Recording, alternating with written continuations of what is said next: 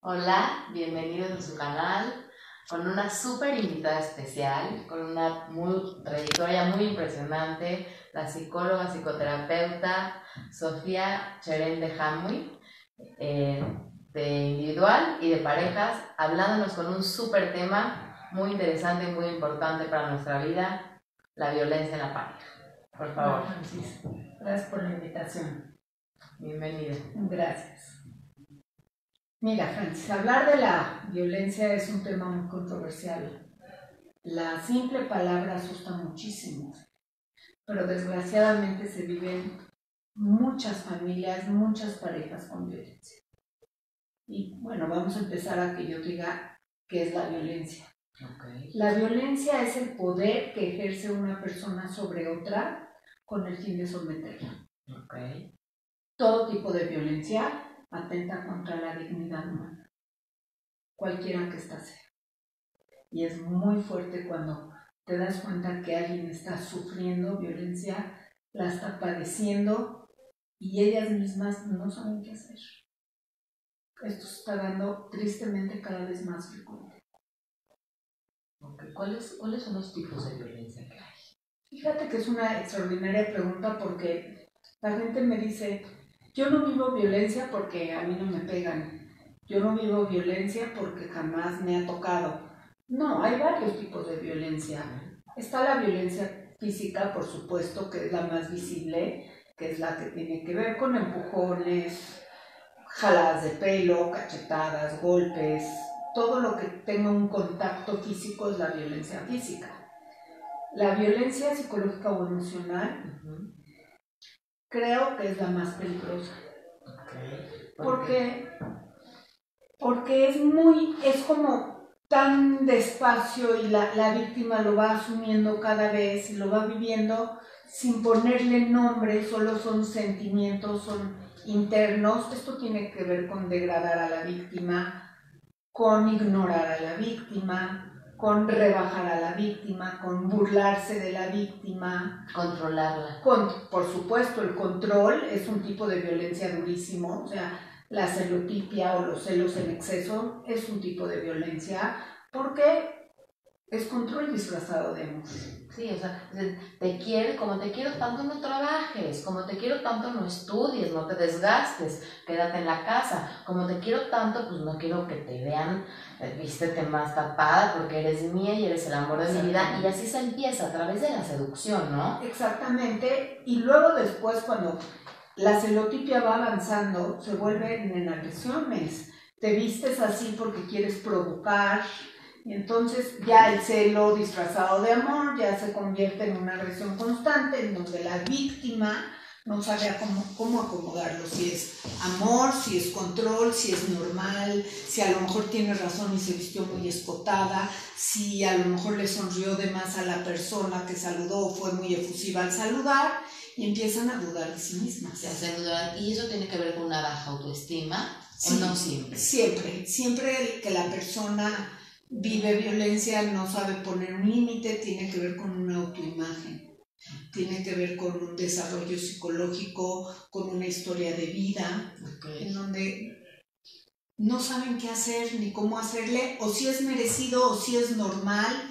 Digo, a mí me han llegado pacientes que me dicen, es que yo no distingo si esto está mal, la violencia se empieza a normalizar y ya nada es tan extraordinario.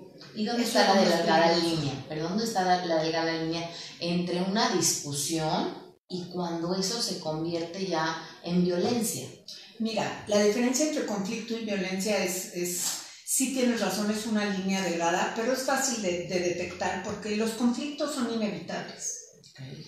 Los conflictos se solucionan de una forma a lo mejor pasiva, con comunicación, a lo mejor con discusiones fuertes, pero cuando los conflictos no se saben manejar, empieza la violencia, empieza la impotencia por no poder solucionar los conflictos y entonces en general el agresor, como tiene también una muy baja autoestima, quiere someter su voz, su fuerza por miedo de la agresión.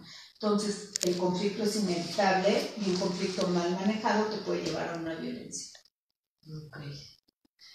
Ahora, hay otros tipos de violencia, ¿no? Existe la violencia económica, que tiene que ver todo control por medio de lo económico. Entonces a veces me preguntan, oye, es que mi esposo, yo le pido algo y pues me dice que no tiene y empezamos a discutir. Le digo, oye, a ver, una cosa es hacer acuerdos de pareja en cuestión económica y otra cosa es castigarte, someterte, condicionarte por medio del dinero.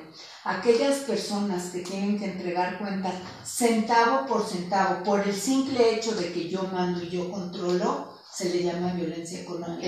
El que paga manda, ¿no? Es el famoso dicho del el que paga manda. Exactamente, es el control sobre la otra persona, premios y castigos por medio de lo económico. Por ejemplo, como me hiciste enojar, pues a ver cómo le haces esta semana en cuestión de economía. Oye, pero es para la casa, pues a ver cómo le haces para que aprendas a portarte bien, calladita te ves más bonita. Entonces, este tipo de violencia surge mucho hoy en día en las familias mexicanas.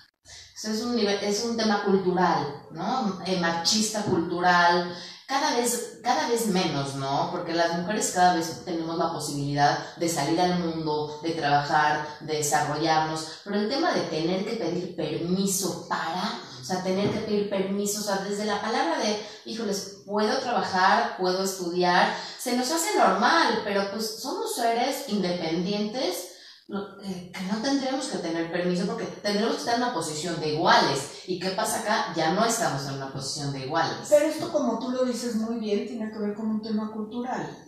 Culturalmente el hombre es el que trabaja y la mujer es la que está en la casa. O sea, a la hora que me dicen, él me da todo lo que quiero, ¿no? Y yo luego platico con ellas en el consultorio y le digo, yo creo que él te da todo lo que él quiere que tengas. Es una gran diferencia. Otro tipo de violencia obviamente es la sexual.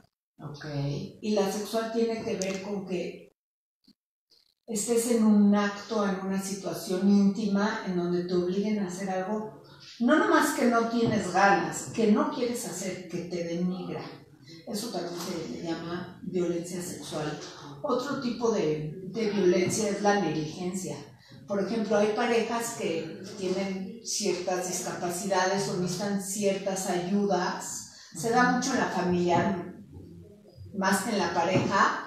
Por ejemplo, cuando hay una persona mayor en donde no se les da el medicamento adecuado, eso se le llama violencia por negligencia, porque la persona no puede actuar por sí. Y con niños también, ¿no? Claro, con los niños, no cambiarles el pañal, no darles la comida a buena hora, no vacunarlos, se llama violencia. Si no, nada más la violencia es ejercer un acto, sino también puede ser no ejercerlo. Claro, porque no pero a la hora que no lo ejerces, estás ejerciendo el que no te importe. Claro. O sea, eso es otro tipo de violencia. Okay. Ahora, ¿qué más te puedo platicar sobre la violencia? Podemos platicar cómo se maneja. Hay un círculo de violencia. Exacto, el círculo porque famoso de la violencia.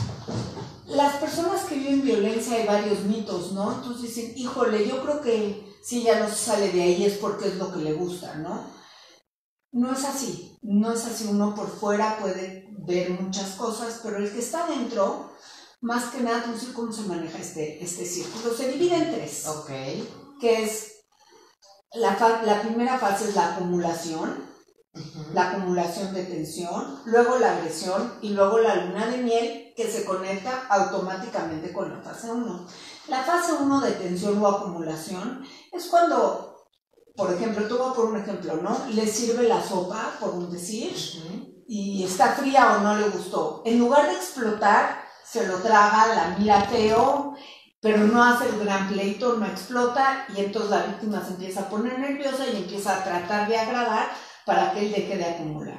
Esta serie de acumulamientos depende la tolerancia del agresor, que cada vez, por supuesto, entre más avanza, la tolerancia se hace menor.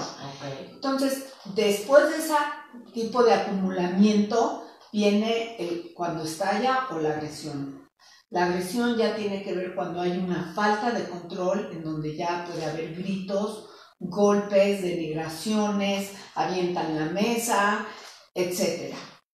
En cuanto pasa esa etapa de agresión, hay un arrepentimiento circunstancial y entonces se le llama, es la etapa de la luna de miel.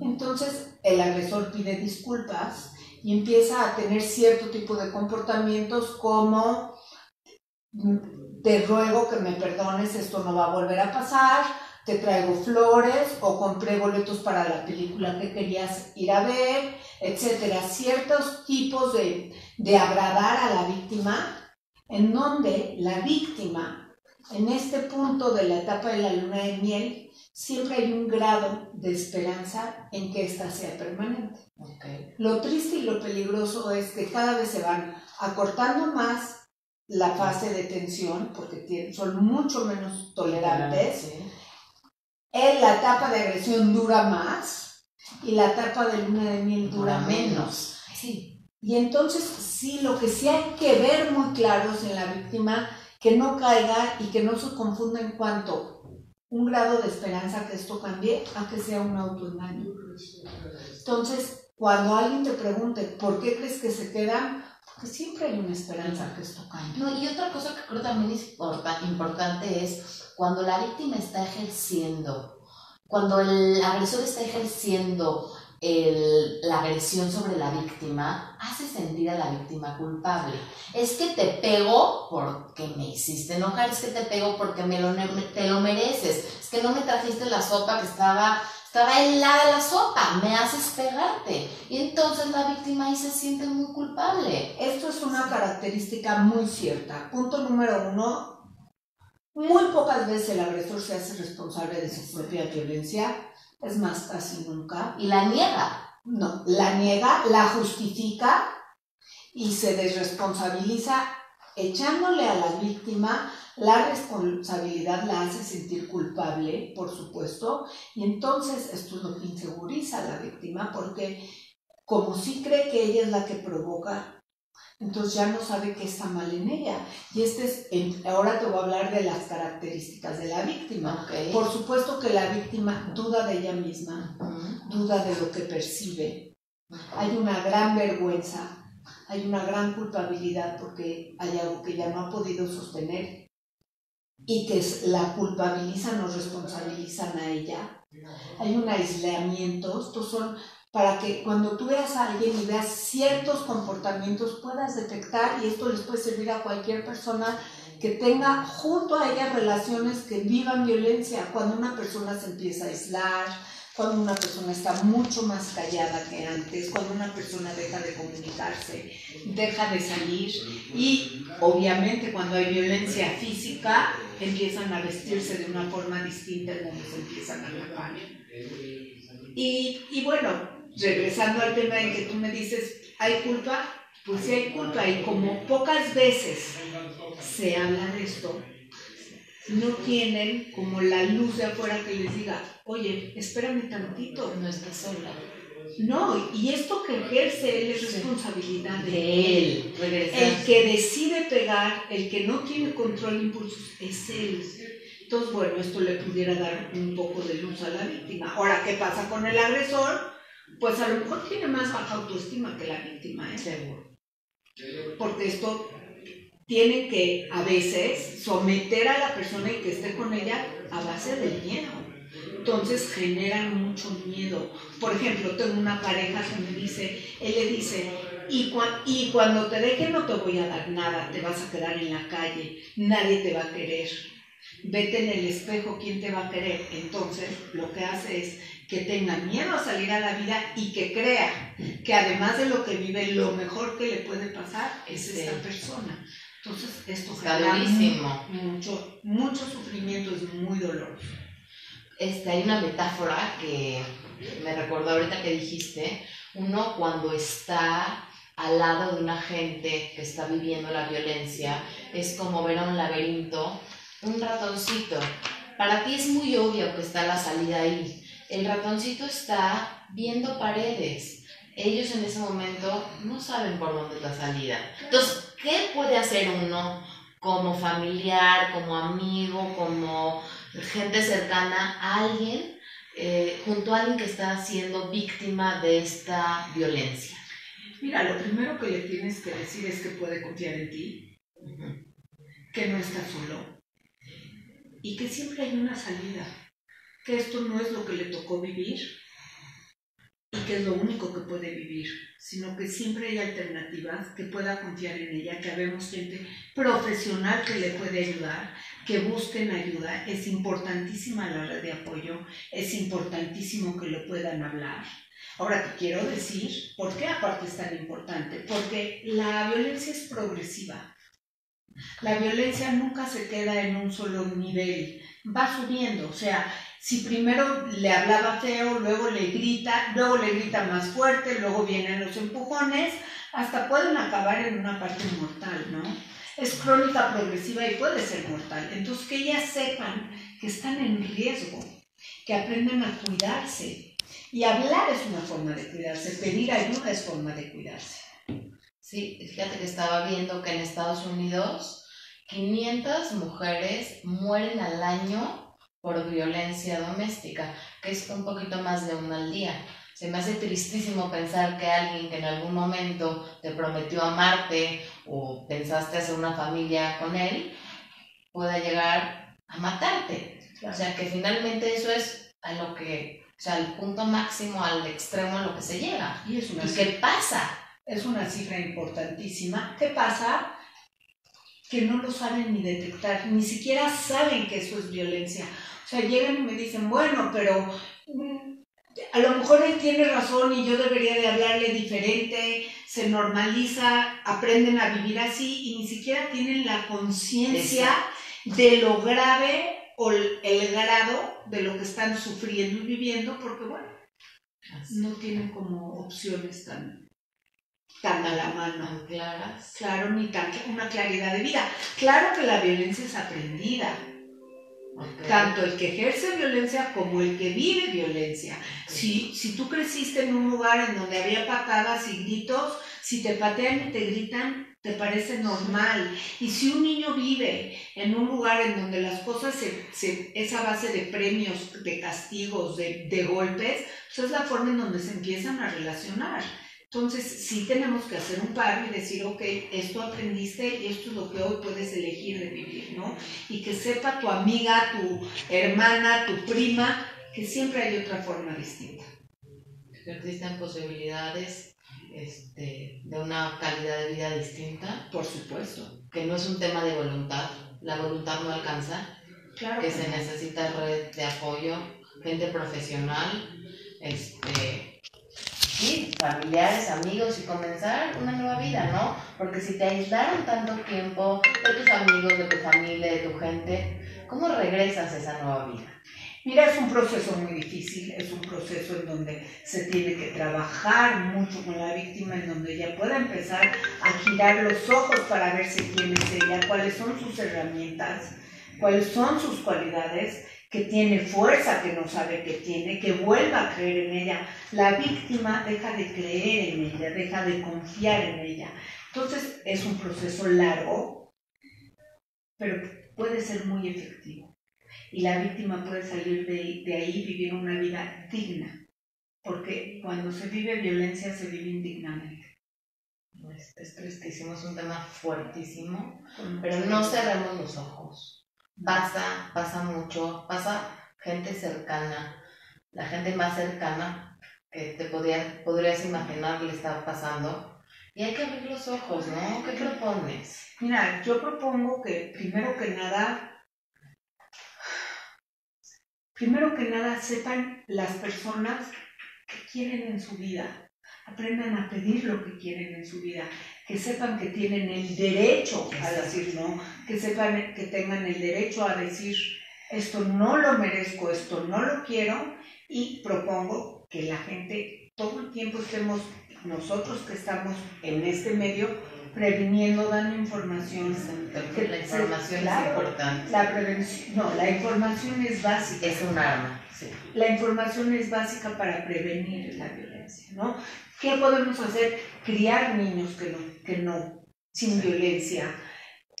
Y el ejemplo, ¿no? Si tú eres una persona que te respetas, que te amas, que vives una vida plena, que estás contento, tus hijos van a ver eso, ¿no? Si eres una persona en la cual vive violencia, por más que quieras que tus hijos no vivan violencia, es lo que van a ver. Entonces, si estás pensando en ti y estás pensando en tus hijos, muévete de ahí. O sea, no es tan fácil, requiere mucho autoconocimiento. Yo más que moverte te diría pide ayuda para que te puedas mover. Exacto. Pide ayuda para que te ¿Qué se puedas necesita mover. para que te puedas mover? Primero que nada, sentirte segura y en confianza con alguien que puedas hablar lo que vives y que sabes que no va a salir de ahí, que te va a contener. Y sin ser juzgado, ¿no? Porque yo creo que hay mucho miedo, hay mucha pena y hay mucha vergüenza, porque hablarlo y decir, me pegaron tantos años, me abusaron, me hicieron, pues genera mucha vergüenza, ¿no? Claro. Como esta parte también de, pues, cómo lo permití. Claro, en esta parte de autoimagen, de la imagen que le brindas al otro. Pero mira, cuando vives algo y sufres tanto, pues lo primero que tienes que ver es qué sientes tú y qué piensas tú. Y a partir de ahí empezar el trabajo. Para mí lo más importante es la red de apoyo y que sepan que siempre hay otra posibilidad, que no es la única forma de vida y que te puedes mover de ahí, salir de ahí, que todos tenemos herramientas, que todos tenemos fuerzas para poder actuar y vivir de diferente manera. Es luz, es mucha luz lo que se está ofreciendo, es un camino distinto. Sí, es una forma de verte y de ver la vida distinta, ¿no? De saber quién eres, qué mereces, qué esperas de ti, de la vida, ¿no? Poder pedirlo, el derecho a pedirlo. El derecho a saber que, siquiera saber que tienes el derecho a decir que no. Que hay personas que no saben. Hay personas que creen que esto es lo que les toca, hay personas que es defraudar, hay personas que no tienen ni idea que esto es lo grave. Sí, se van acostumbrando como, ahorita me acordé, como la rana.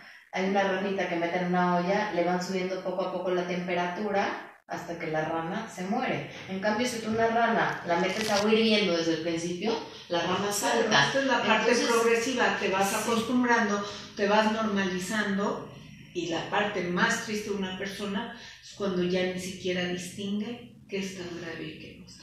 Cuando, aparte, dice, pobrecito de él, es que no me quería tratar así, es que no me quería pegar, es que él es muy bueno, es que si tú lo vieras, tú nada más te estoy contando esta parte cuando me está maltratando porque eres mi amiga, eres mi prima, eres mi hermana, pero si tú lo vieras cuando él es cariñoso y cuando él es bueno, claro. Y entonces tú como amiga, como hermana, como vecina, ¿qué haces con esa información? Porque por una parte quieres ser empática, no quieres tener ese juicio, pero estás sintiendo emociones, ¿no? Claro, lo primero que le tienes que decir es que eso no es normal ni es justificable. Okay. La violencia jamás es justificable. Okay. Nadie tiene el derecho de ejercer violencia contra nadie. Ni de contra ningún tipo. De ningún tipo. Contra nadie. Eso atenta contra la dignidad humana. Y esta persona, si te lo cuenta, se lo dices. Me imagino que en el lado positivo es muy positivo, pero esto nunca puede justificar uno con lo otro. Y claro, siempre tener muy claro lo que es la violencia y el conflicto, nunca caer en esa línea. En esa confusión. Claro, sí. Y cuando tú veas a una persona sometida, triste, sabes que no es conflicto, sabes que es violencia. ¿Alguna otra duda, mi querida Francis? Pues muchísimas gracias. Gracias. Maravillosa la plática. Espero que sea muy útil para toda la gente que nos escuchó. Y pues muy agradecida. Muchas gracias a ustedes. Gracias. Gracias.